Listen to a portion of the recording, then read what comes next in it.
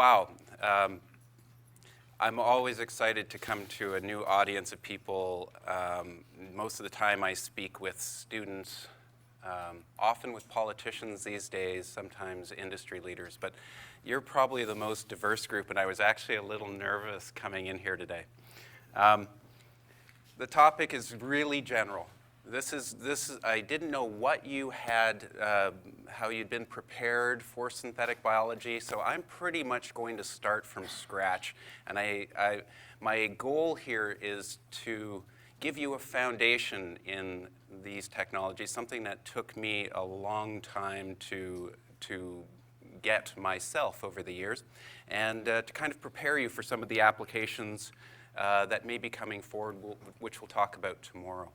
So the title is Hacking Genomes in Synthetic Biology. And I usually start off with just what is synthetic biology, because most of the people that I deal with have never heard the term before.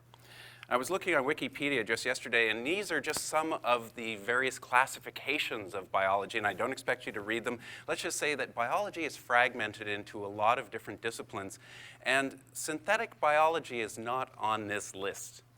Synthetic biology is pretty new. In fact, the first time I came across the actual name synthetic biology was 2003. Before that, I'd been talking about it with various groups. It hadn't been given a name that had kind of stuck in the scientific literature, and until you have that, it's really hard to look for it. My whole foundation, and this was news that it's actually been relayed to you, my whole foundation is that cells are information processors. They're processors, inputs, outputs, and that DNA is a programming language for those cells.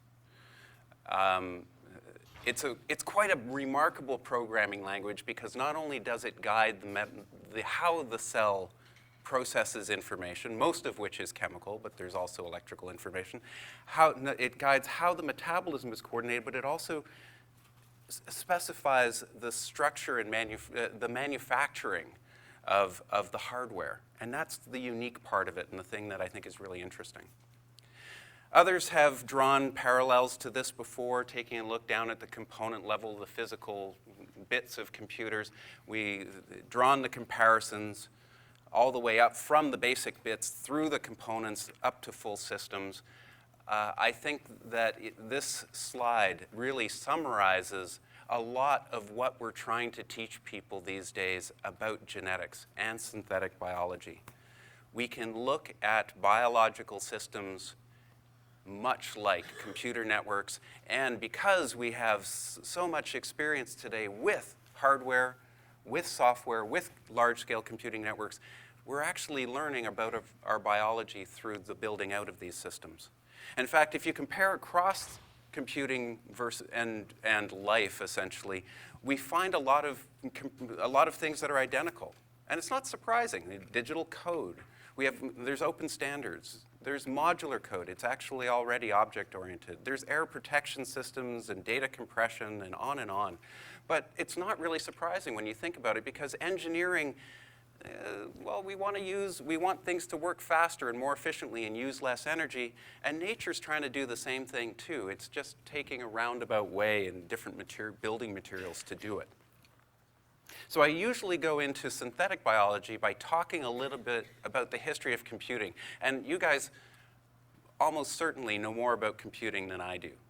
I got interested in computers a long time ago, not quite this long ago, but I'm a dabbler. One of the first instances of a computer or calculator was the Antikythera mechanism. So really about 2,100 years ago. That's pretty short in time. Complicated mechanism on the order of a Swiss watch in many ways. We quickly advanced through various mechanical calculating systems, ultimately to devices like analog computers, until we got to this little baby. And I'm sure you've seen this before. This is the first transistor, and it looks like something you could have hacked together in your basement with some gravel from the backyard and an old paper clip and a soldering iron. And this is, to me, one of the most important pieces of equipment ever made. And it's launched multi-trillion-dollar industry in many careers, and it certainly paid my bills for most of my life, even though I'm trained by a biologist. The digital computer advanced very quickly. Engineers are really good at building things and translating ideas. The mainframe model stuck with us for a long time. And really, by the time that I was in my impressionable teens, I was watching movies that made this seem like one of the most exciting worlds to be in, the world of computing. It also gave rise to a whole new culture of innovators, first working at the hardware level, developing Steve Jobs and Steve Wozniak here working out, they founded Apple out of a garage. Started to advance into the mainstream through devices like this. And I remember going and getting one of these computers and thinking, wow, this is so much fun. Remember getting one of these, thinking, wow, this is so much fun too.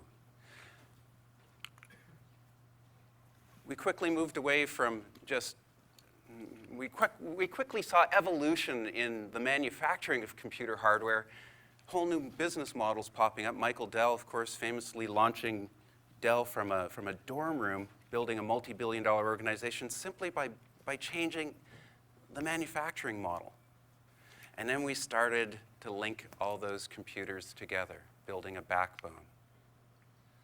I remember when Mark Andreessen and the first browsers have started to appear. We had people using computers now on a network. They needed some way to start exchanging information quickly, getting the network out of it. The internet became a big, massive, hairy place. And I love this because it kind of looks like a cell with fluorescence microscopy. To navigate and search, we ended up getting new innovators and new companies, all moving very quickly. And we'll probably end up with something like this in a few more years. Evolution of equipment moves very quickly once it starts to hit the mainstream. Lots of diversity, massive amounts of diversity, a few dominant species. And now moving beyond the hardware, moving beyond the networking, moving beyond mobility, we started to connect the actual brains. The brains and the people, the lives behind the machines start to take importance. Connected in whole new ways again, and now we're actually linking together the brains with the computer systems directly. And you've probably been given some background in this. This is actually trying to read the visual cortex using functional MRI. And it's fascinating work. Direct brain connections. A monkey that's been hooked into a robotic controller. Toyota demonstrating a neural-controlled wheelchair. And a concept for a new Apple product, which I can actually, is not really that far beyond the realm of possibility. So that's a really short history of computing, kind of through a network of people and some key innovations. But where you see is it moves very quickly. It's short, 2,100 years. It's forward engineering. We stand on the shoulders of giants. It's a human-controlled evolutionary path. We have the stories. We can share specifications and standards. We built and control every part of it. We understand it. The evolution of cells is a little more complicated. It's a little different. Those biological processors are a completely different challenge, and here's why. This is how life supposedly started on this planet. Billions of years ago, this is a picture of Venus apparently, but I imagine it looked something pretty much like this. It was a chemically active place. And somewhere probably in many areas, we started to see chemical reactions go to completion and start to look at some form of encapsulation, being able to create new microenvironments for reactions to occur. And these processes kept getting refined. Physical chemistry started to create biochemistry. Today, if you look in a drop of seawater, there's just an incredible diversity of organisms. These are applications. This is the App Store. It's tremendous variability. Plants that can photosynthesize, take energy and carbon from the air, and make wood and other products. And of course, a range of organisms that utilize energy and ecological niches, including us. We have a remarkable processor as well, a higher order processor than the other life forms. And that's a whole different story. This is a talk on synthetic biology, but one day, not so far away, someone's going to come and talk about synthetic neurobiology. But when you're trying to figure out how to work with these processors, this runs through my mind all the time. Why? How? Where do you even start? It really wasn't that long ago that we started to put the bits and pieces together and even recognize that there were connections between these different applications, that you could actually follow the evolution of the applications. We still didn't know how the applications were controlled. Rosalind Franklin, Watson Crick figured out just the structure of DNA, got the hint of how information was actually transferred, the basic structure of the gene. The central dogma, which I understand you've covered, the idea that DNA is your storage repository, that you end up making working copies, just like you were making photocopies in a library, and that those working copies and blueprints would go on to construct the actual hardware. That was revolutionary. And now we know that there's some special cases, and it's still unknown whether information flows both ways. It took another 10 to 15 years to figure out how the genetic code was actually translated into amino acids. Some incredible work by these biochemists to produce this one diagram that actually allows us to correspond DNA with protein. I love these pictures. On the left-hand side is a bacteria. It's probably E. coli. It's just been squashed. And its genetic material has literally been pressed out of it. And this little piece of spaghetti is about 5 megabases. It's nothing. 5 megabases.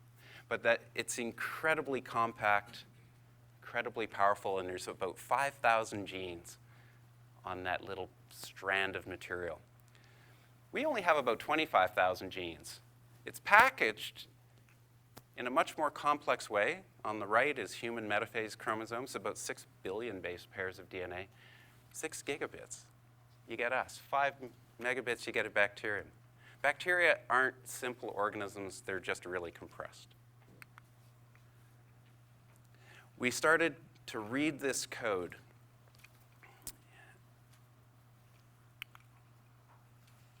back in the late 70s in a significant way.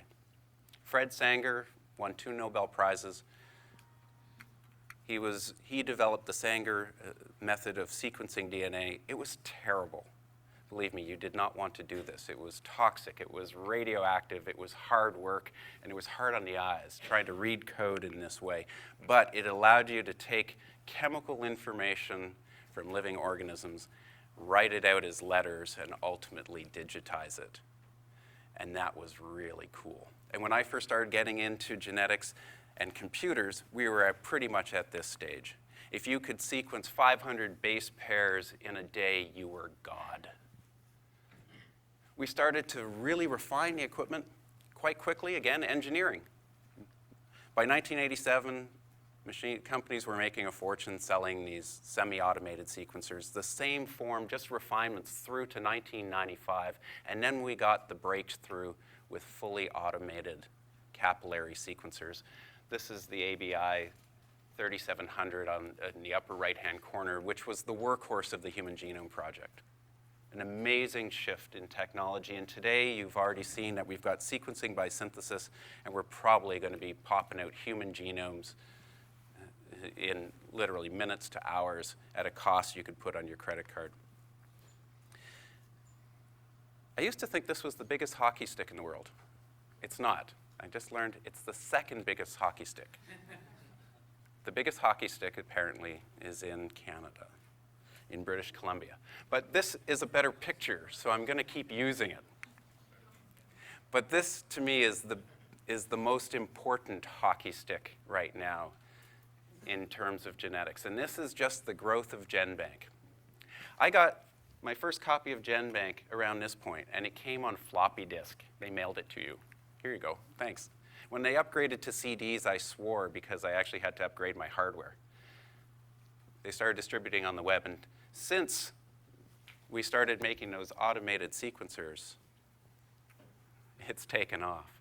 But even this is nothing. We're just starting to get going. We have hundreds of billions of base pairs of DNA.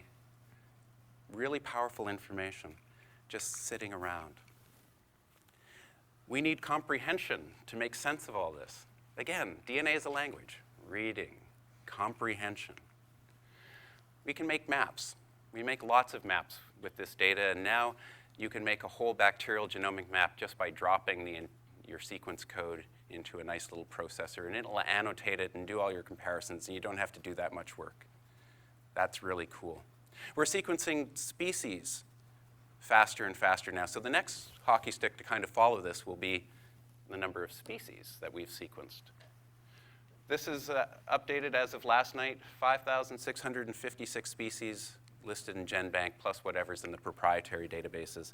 And now we're able to make those little wonderful pictures that Darwin sketched out a lot more interesting and a lot more complicated and a lot more detailed, but still working pretty much the same way.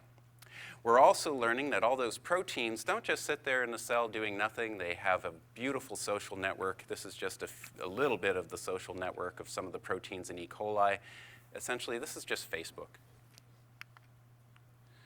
We're also learning how to take that information, the genetic information, go to protein and start saying, hey, what's the three-dimensional shape of those proteins? In fact, generating a picture like this, the three-dimensional structure of a protein, requires some pretty heavy-duty horsepower. In fact, it also, today, it's easier if we actually tap into some human brains to do it too. You may have seen the article in Wired about Foldit, but we've been getting students using Foldit, which is essentially just looking for people who naturally are gifted at twisting proteins into the right shape and using them to, and putting the computer in their service. We've also got Folding at Home, which is apparently one of the largest distributed computing networks, crunching away on this type of data because it takes a lot of computing power. And I recognized this about 10 years ago when I was working for Amgen, because Amgen, well, I guess it's still the biggest biotech company by revenue, not sure by market cap, but working for them kind of gave me this view as to where biology was going before most of the academic groups, because we just had basically unlimited resources to throw at it. And what I learned working with them is you can throw $1 billion at these types of problems and not really go too far. You have to kind of change your thinking around it. So I had this philosophical shift in the late 90s where I realized, man, you know, if we didn't build it, we're probably never really going to understand it. Nothing against systems biology and protein folding and all the other work that we do, but we're always going to have gaps in that knowledge, and it's always going to take a lot of power to go and try and figure out what happened and to reach back. So I kind of rebooted my whole life, my whole system, and I thought, I'm just going to focus on writing, and we're just going to start building our applications from scratch, bottom up. Now, we've been writing genetic code for quite a while.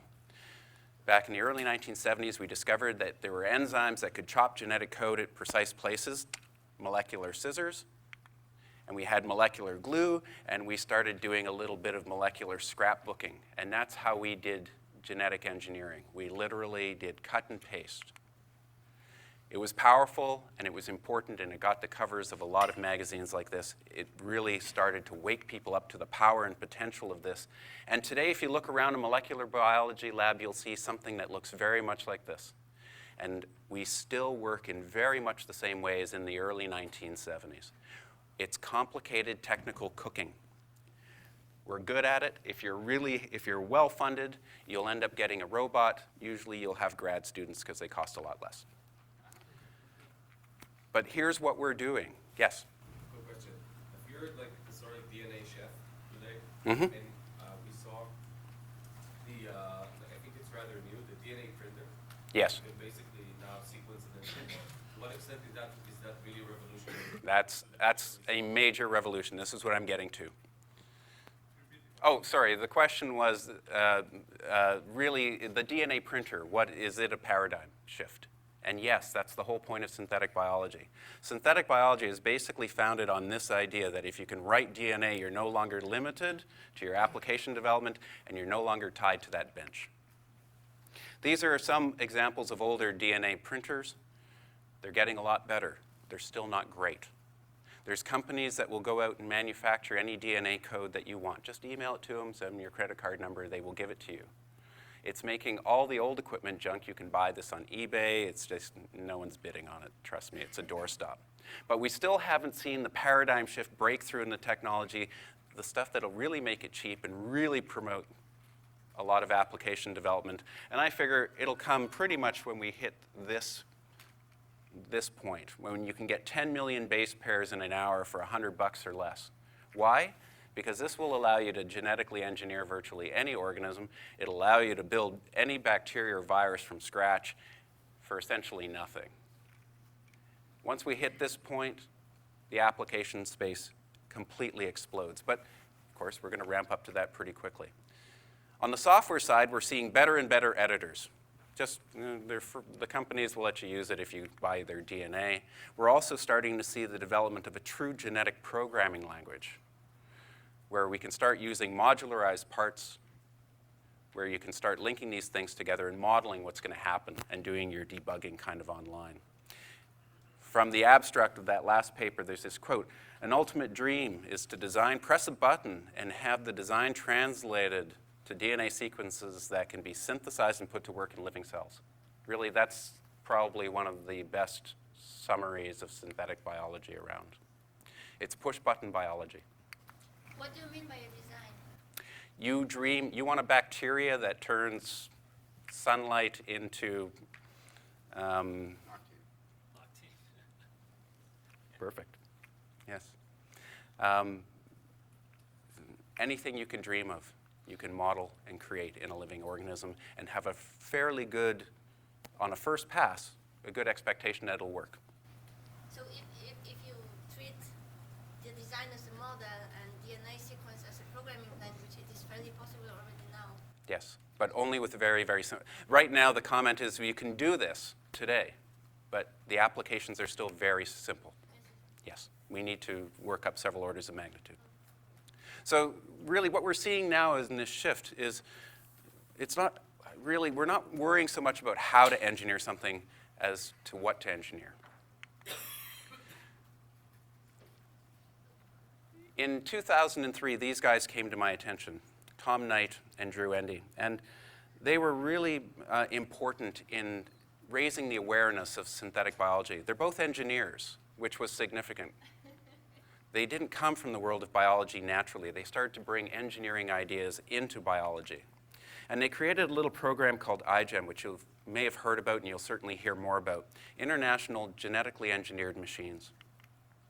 And really all they were doing was taking some of the very simple ideas from electronics, like these hobby kits. I know I had one when I was a kid, and maybe you did too, where if you take certain components and allow people to rewire them in different ways, you can make different projects, because the components can be reused and reconfigured. And they took ideas like this, where you actually go out and market to kids. This was a comic book that Radio Shack put out that just gave enough information about their computers that kids would go and bug their parents to buy them a computer. And we saw that it actually did create a generation of whiz kids. So Drew and Tom and others created a registry of standard biological parts, essentially genetic components, both in electronic form and a physical form, and they made comic books, and they said, go out and make things. And they started with one team at MIT, some parts that were funded by DARPA, and this program has grown because they've said, anything you make, share how you made it, share the parts. And because all the parts fit together like Lego, if someone builds a more sophisticated part, takes components and builds an amplifier, now you can use that amplifier in a more complex system. This was last year. There were about 950 people participating. This year, there's 112 teams registered, about 1,500 people from 25 countries. It's still growing, and I spend a lot of my time trying to hook more people into this. That kit of parts is now worth approximately $3 or $4 million in terms of aggregate value, and we just give it away. And now we're pushing, people from high schools are starting to move into it. That's the big growth area right now, and I'd love to see it go down into junior high. And this variant of Ijen, do-it-yourself biology, spun off of it last year, and it's moving even faster because it doesn't have the same rules and structures as the Ijen program, which is now largely a competition. On the left is the lab of Catherine Aul, one of the DIY biologists. She literally has a little molecular biology lab in her closet. Really sweet. I think we're also going to see molecular biology labs on iPhones soon enough. I'm launching a magazine, just a PDF, but an amazing response to this already called Garage Bio, just to start getting information out to people that wouldn't normally be exposed in the biological community. So look for this later in the year. What's driving all this? Mainly economics. The pace and cost of this stuff is just coming down. We saw it with sequencing already. Sequencing used to be very expensive. Synthesis is following the exact same curve, lagging by about 8 years. So if you can sequence a human genome in a day for a few $1,000, we're going to get to that point very quickly with synthesis. And what I think we'll see, someone's going to put up their hand in the next little while and say, hey, why don't we do a human genome synthesis project? It's coming. Right now, like most code, the more code you can write, the more complex the application. It took 20 years approximately to go from 100 base pairs to 1,000 base pairs in writing. 10 years to go to 10,000 and so on. It's having the time to start writing more code is dropping quickly, and that opens up the application space. Right now, Craig Venter holds the record of the published largest synthesis at about 600,000 base pairs. He's already translated that into a company that's valued on paper at over $1 billion. Essentially, code is going to be free. Like, the compiling cost is trivial.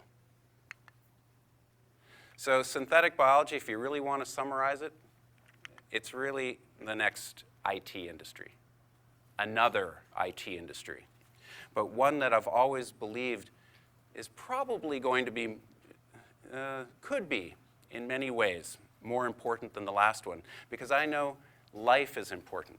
Life is key. We have billions of lives on this planet. Saving one of them, if you could save one, you've done something tremendous. If you can save hundreds of thousands or millions or billions, you change the world at a fundamental level. So ultimately, this is what we're getting. This is what I've been trying to, in my work, which is really just going out and doing a lot of communications these days. This is what I've been trying to add grease to. This is the wheel of innovation in computing, essentially. Design, compilation, execution, and testing. And out of that loop, out of that wheel, you end up getting applications that are incredibly varied. I don't know where your interests will take you into this loop. You all have computers sitting in front of you, and I know most of you didn't build them from scratch. But chances are this loop in biology will affect your life. And tomorrow, we'll talk about some of the applications and the social implications. But that's where I want to leave it today and just move forward with some discussion. Thank you.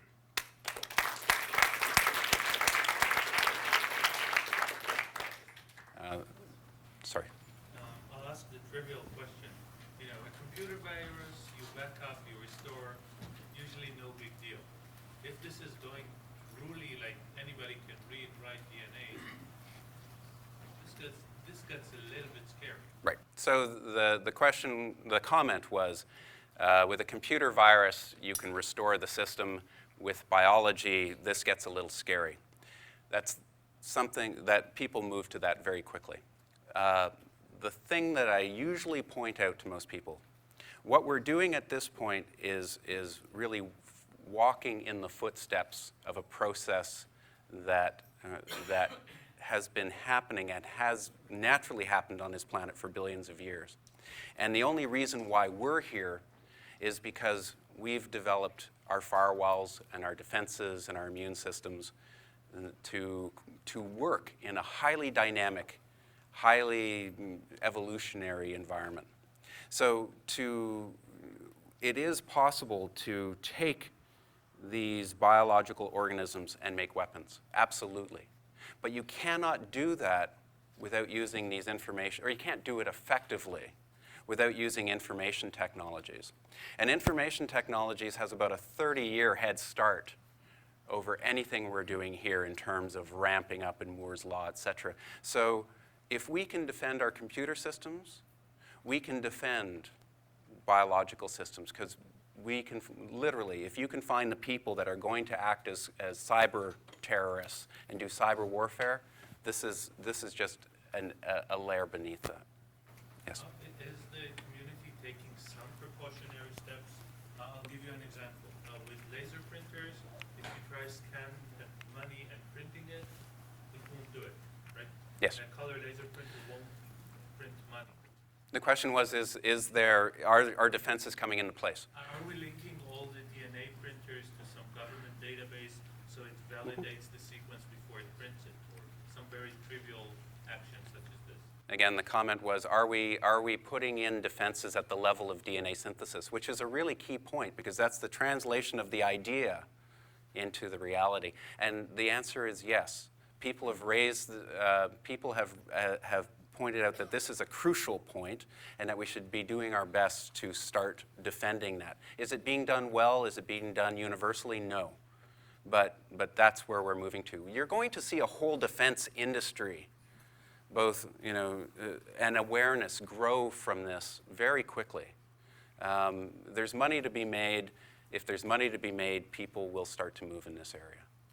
And so will there be accidents? Yes. Will there be mistakes? Yes. Will there be a global pandemic that based on some engineered virus knocking us out? I think the risks of that are compared to the other real challenges that we have in the world today are quite low.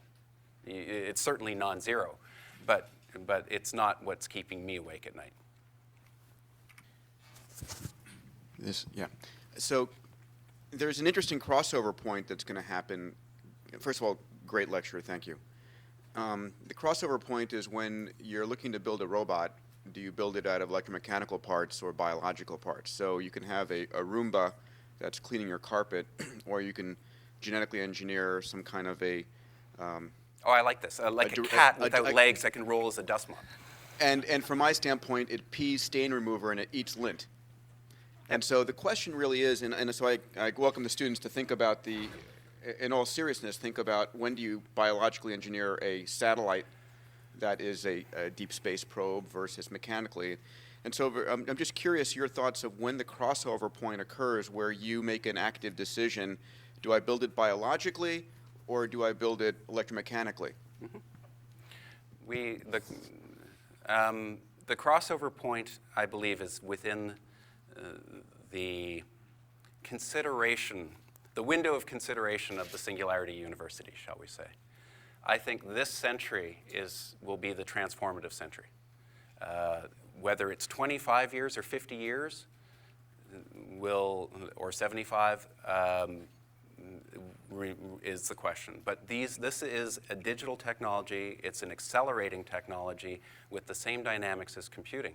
So today computers have a head start.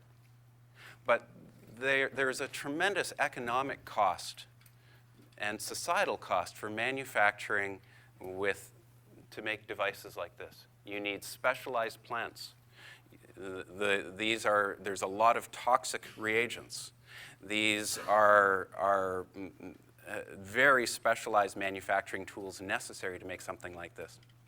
Life is really robust, and it self-assembles into very complex structures. It's powered by sugars and sunlight. It breaks down naturally. It's cheap to make. So when the designs, when the energy and the economics of going to the design is less than for a biological machine, to make that biological machine that will work as intended, versus using electronics and computers, then we've got a competitive marketplace, or biology will win. Yeah, and just the follow-on is then the conversation that will ensue about the morality of the biologics that you produce de novo, and their their utilization. So it's going to be. I mean, I just think this is part of the heart of the fun conversations to be had here. Well, and this is just it. The morality is an interesting part, because we generally don't think of morality and these devices. Living things are held in very high regard. So what happens when you have a cat that's been genetically engineered so that it's smart enough to recognize when a child is in distress and dial 911?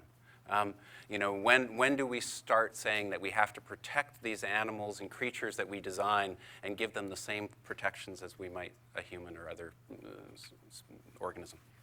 Please. I was going to ask two questions. The first one is related to this previous question of morality. But if you go back one slide, you've got sort of design implementation test cycle. This is fine with software, but the test cycle, again, for living organisms, there's real implications for that. Like, what does it mean if testing can introduce suffering to the organism you're testing on? And the second question is, what are the ethics of putting potentially dangerous technology in the hands of the public? I mean, the fact that we can do it doesn't necessarily say that we should or even that we shouldn't. But again, it's sort of an ethical discussion to have there. So it's just really raising the awareness that there are moral and ethical concerns with dealing with living organisms.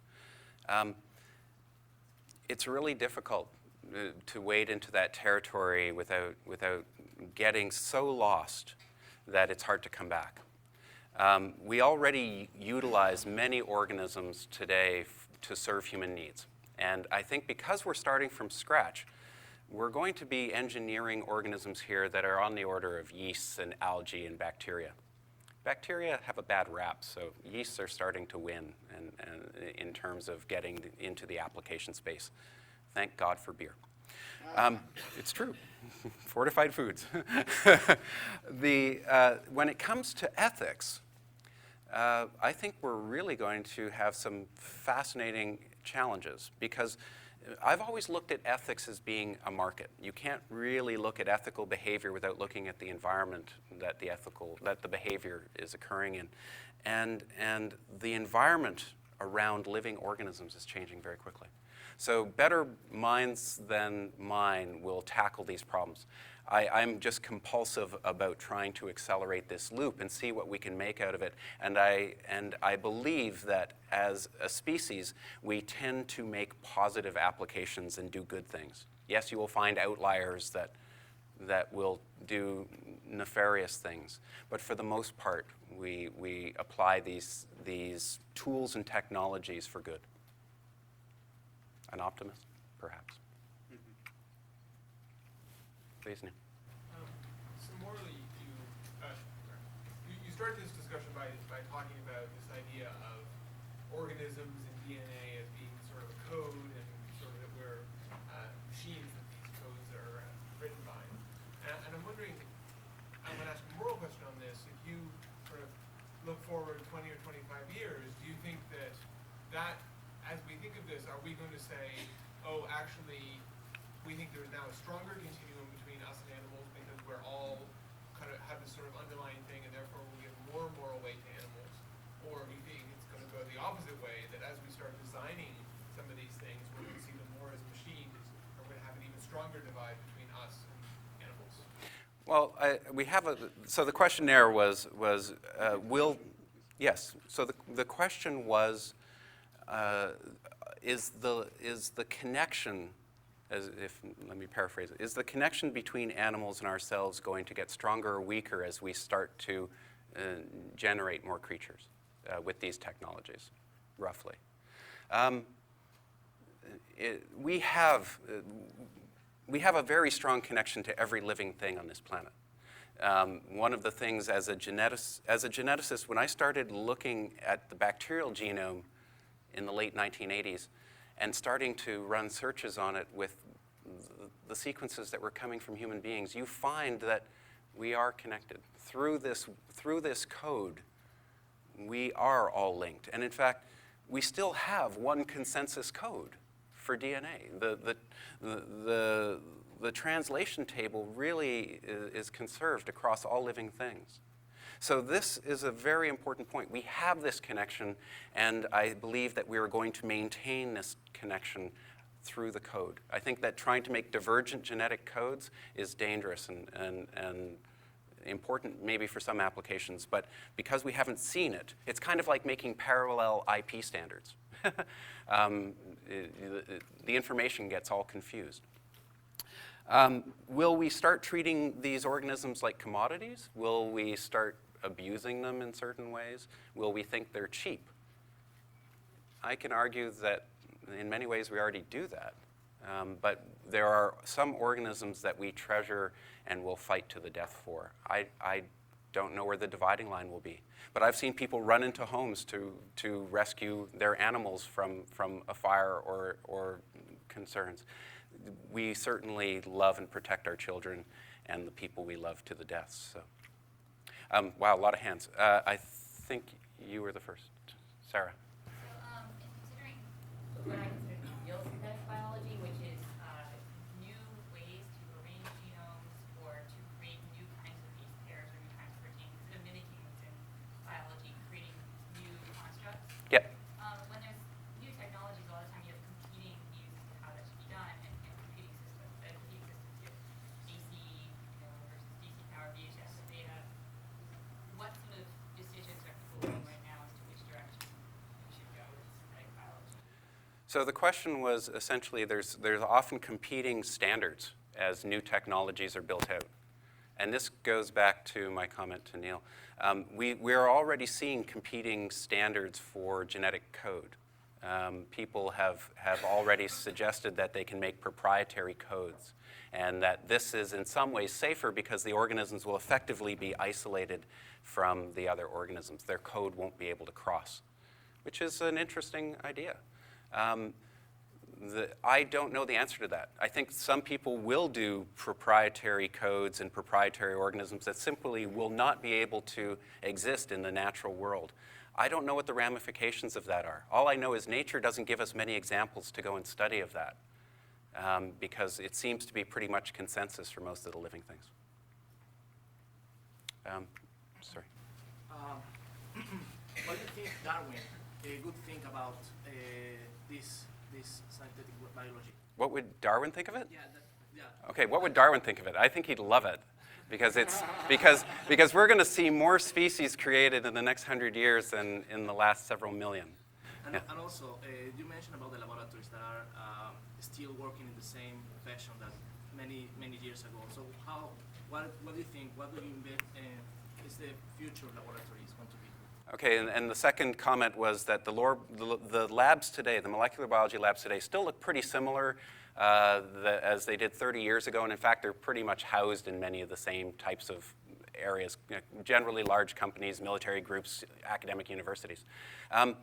Really what we're going to see is that lab is probably going to be a little box that you can have in your pocket. A lot of the work is going to be designed in the software realm, and there'll be other parties that will ultimately translate that design into something real. There'll be third-party providers. We're already seeing that appear. But certainly for the synthesis side, it's just, and booting up a bacteria or a virus, it'll just be a desktop device very quickly. Sorry, I'm just overwhelmed. Please, Margot. What do you think of patents? Because patents are usually based on discovery versus invention. Will these be discoveries?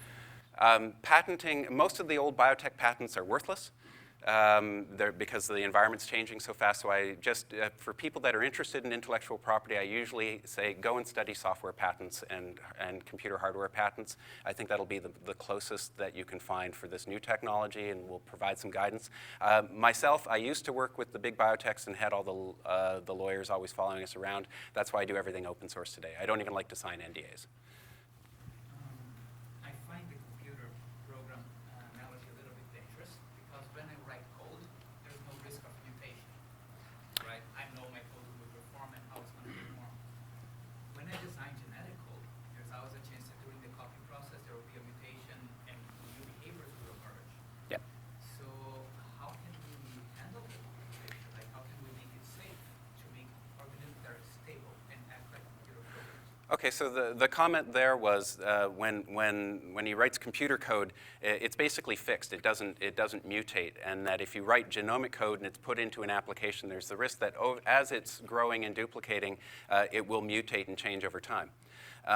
In fact, if you write computer code and you put it open source, you will find it mutates very quickly. Very quickly. If you're actually making an application and you don't want it to change, well, that happens quite a bit, actually. We call it species. We put a firewall around it. We don't allow free information exchange very easily with the environment. There's still a little bit of leak and crosstalk through viruses and other breaks through the system. But for the most part, it stays stable, sometimes for very long periods. We haven't changed much in hundreds of thousands of years. You can also put in checksums and other error points and other protection mechanisms that say, if I'm not working properly, turn off. Sorry, great. Do you think we'll be able to bring back dinosaurs? Will we be able to bring back dinosaurs? There was actually an article in the Wired magazine I picked up at the airport on the way here with a guy named Raul Cano, who was a microbiologist that in 1995 got a lot of attention because he was taking organisms trapped in amber, getting them out of the amber in a sterile way and looking at some of the microbes that were trapped, say, on the insect, I think it was bees he was working with. And so that was about the same time as Jurassic Park, and he was on this whole lecture circuit. And then it all died away. He's since made something, the Fossil Fuels Brewing Company, which is pretty cool, with the yeast recovered from that. Will we be able to get dinosaurs? I think that we already make these big, giant animatronic dinosaurs. I see no reason why, if we wanted to engineer dinosaurs again for whatever would prompt us to do it, that we could not do that. So yes, we could do that. Oh, sorry, green shirt. Yeah. Yeah.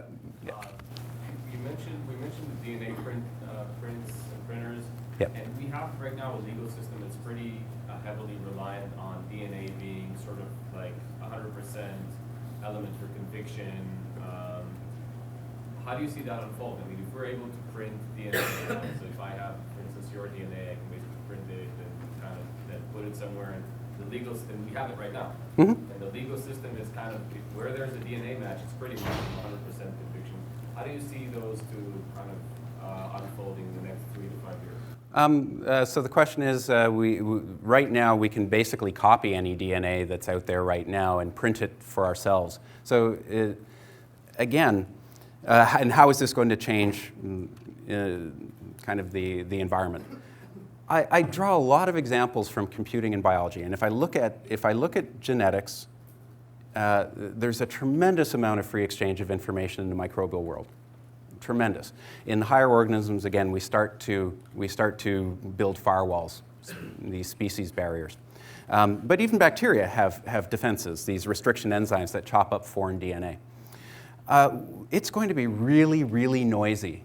If you want to protect a piece of DNA code, my advice is never, ever put it into the environment. Never share it on any system because it's like anything that's digital, once you let it go, it's free. If you have a living organism that is in the environment, freely in the environment, anyone's going to be able to copy and grab code from that. And so today in the biotech world, what we do is we make organisms and we put it in controlled reactors, and we put that controlled reactor in a secure building, and we restrict the access to that building. following that, if I was, I don't know, indicted in a certain crime based on my DNA being there, will it be right now good line of defense to say we have means of printing DNA? Who said it's my? I mean. That's a really good point. It would once we get to the being able to knock off a human genome at will, I think yes, the DNA. So the question, sorry, I'm just going to repeat that, was because it's a good one. Right now, if he was in court and his DNA was being used as evidence against him, could he use as a line of defense? Well, we can synthesize DNA. Maybe someone planted it. Maybe I was not here. Right now, it would be pretty difficult to synthesize a piece of DNA that would convince a court of law. In 20 or 30 years, I think it would be very. I think it's an interesting line of defense. I think DNA defense is going to go away. Back corner, blue shirt. All right. Yeah, definitely blue shirt. Okay, so one of the things that I think that might be stifling to this industry in the near future is concerns from Homeland Security. So I'm starting to see the trends where they may put in significant restrictions on how much information can go into the general public. Yes. And so how do you see that evolving in the next few years, and how dangerous do you think that's going to be to the success of the community and the capability to do open source and open collaboration? Yep. So the comment was that essentially raising awareness that Department of Homeland Security and the security agencies are starting to wake up to some of this, and how is that going to change the environment over the next few years? That was a really big concern of mine 5 years ago. I really worried about this. At the time, I was working independently and traveling across the border. I'm Canadian. And I started thinking, man, I'm talking about this stuff. Am I going to get plucked and sent off to a room somewhere for bioterrorism? But the field has grown to become recognized as a powerful tool in molecular biology. The Ijen program has been really powerful in demonstrating that this is a tool that teenagers will drive forward and that youth will drive forward, and that is really already international. So it's very hard to build the same type of protectionist thinking that was built up around, say, nuclear technologies. This is a universal technology. And since DIY Bio appeared in April of last year, almost immediately the defense groups, FBI, CIA, DHS, started to build relationships with DIY Bio. Now, they already had existing relationships with the academics and groups that were doing synthetic biology in academia and commercially. But now the dialogue really got pushed down. How are we going to work with the kids on this and stay up to date with the changes? So it's too late to firewall and protect it and put it underground. If it gets squelched, the main risk is that you'll lose leadership. We saw this in stem cell technologies. You simply don't want to lose leadership in broad-based genomic technologies. It's like saying, computers, they're not important. They're too dangerous for people to use. That's the risk.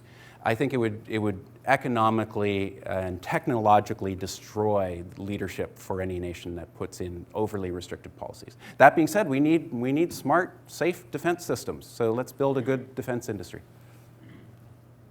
There was anything else? Please. Sorry. Okay.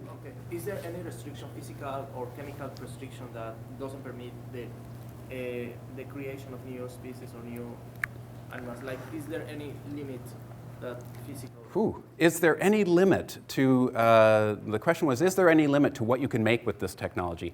And go out and look in nature, and we've got about 2 million species, of all shapes and sizes. Those are each applications. And the evolutionary biologist types will tell you that's just a small sampling of what we had over the last 4 billion years. These are just species that appeared and found niches and energetic environments and success in the natural world. I know that we create an unnatural world that also we can start to shape the evolution of. So no, I don't know what the barriers are. I believe we will be engineering proteins to do things that are absolutely remarkable. We're already using proteins and viruses in batteries. What happens when you make a cell that truly functions like an electronic computer or can interface seamlessly with an electronic computer. We're going to see that. We are already putting electrodes into our brain. What happens when every cell in our body is connected to an electronic processor? These are within the realms. Rex? That's the last one. Okay. So just, reiterating the point that Rod brought up, that because now we're able to print DNAs, shouldn't we also be thinking about like mutations, risk analysis whenever we print, let's say, an organism?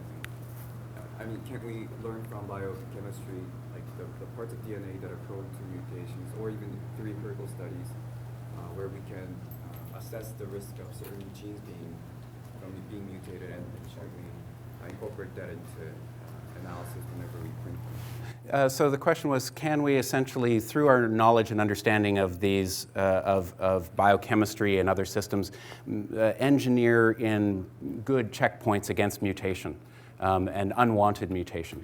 And I think for the most part, yes, we will do that, and we will understand, but it'll never be 100% complete. Remember, when you talk about cancer, what you're really talking about is a 1 in 100 trillion event where a mutation has slipped through all the internal cellular and external monitoring systems to persist and act as an infection in our own bodies. Very extremely rare event over the operating period of a human, which is 85 years on average. Not many machines last 85 years. So this is, we'll learn from these things. It will never be complete. So once it's out there, you lose some control of it.